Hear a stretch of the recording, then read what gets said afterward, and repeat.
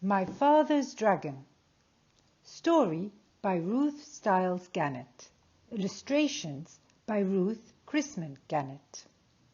My Father's Dragon. For my father. Chapter 1. My father meets the cat. One cold rainy day, when my father was a little boy, he met an old alley cat on his street. The cat was very drippy and uncomfortable. So my father said, "Wouldn't you like to come home with me?" This surprised the cat. She had never before met anyone who cared about old alley cats.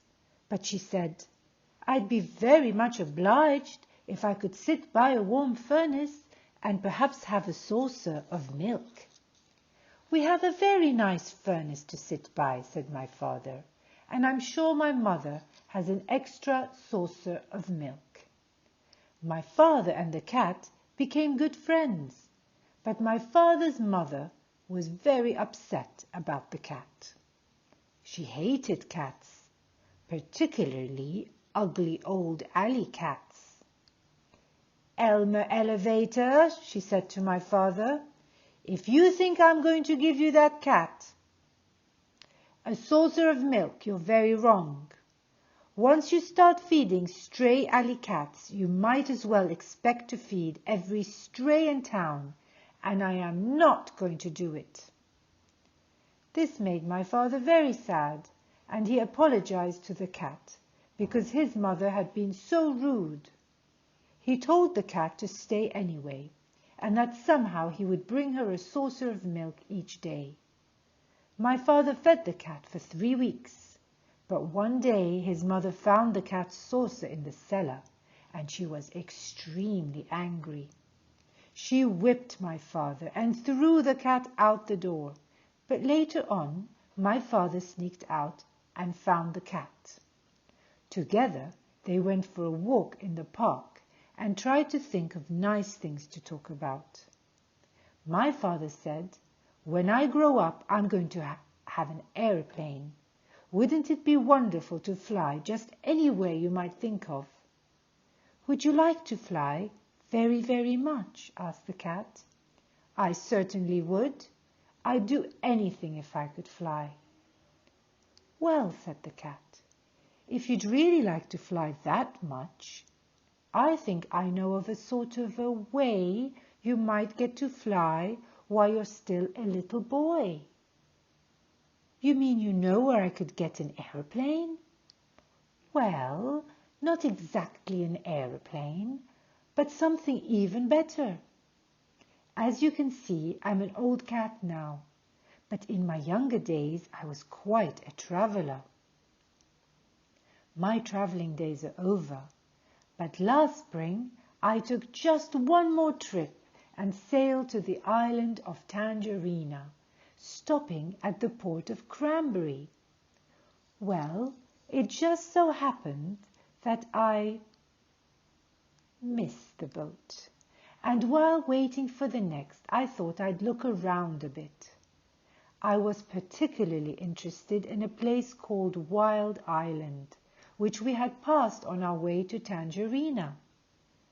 Wild Island and Tangerina are joined together by a long string of rocks, but people never go to Wild Island because it's mostly jungle and inhabited by very wild animals.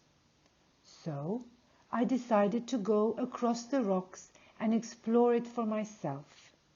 It certainly is an interesting place, but I saw something there that made me want to weep.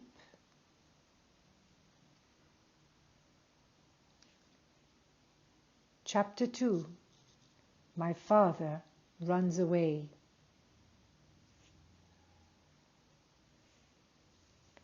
Wild Island is practically cut in two by a very wide and muddy river, continued the cat. This river begins near one end of the island and flows into the ocean at the other. Now the animals there are very lazy, and they used to hate having to go all the way around the beginning of this river to get to the other side of the island. It made visiting inconvenient and mail delivery slow, particularly during the Christmas rush. Crocodiles could have carried passengers and mail across the river, but crocodiles are very moody and not the least bit dependable, and are always looking for something to eat. They don't care if the animals have to walk around the river. So that's just what the animals did for many years. But what does all this have to do with airplanes? Asked my father, who thought the cat was taking an awfully long time to explain. Be patient, Elmer, said the cat, and she went on with the story. One day, about 4 months before I arrived on Wild Island, a baby dragon fell from a low-flying cloud onto the bank of the river.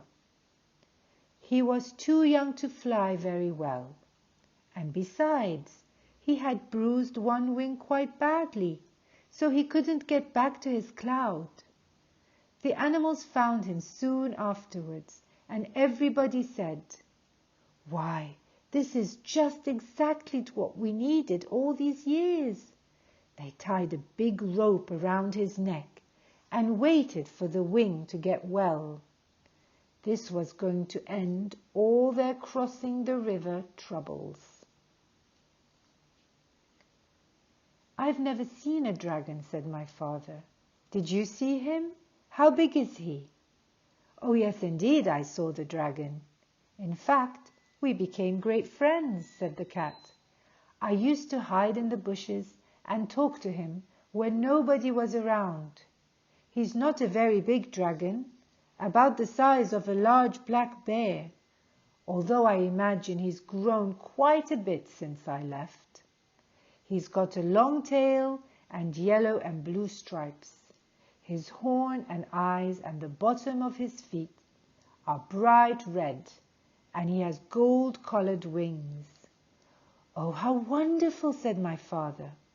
"What did the animals do with him when his wing got well?"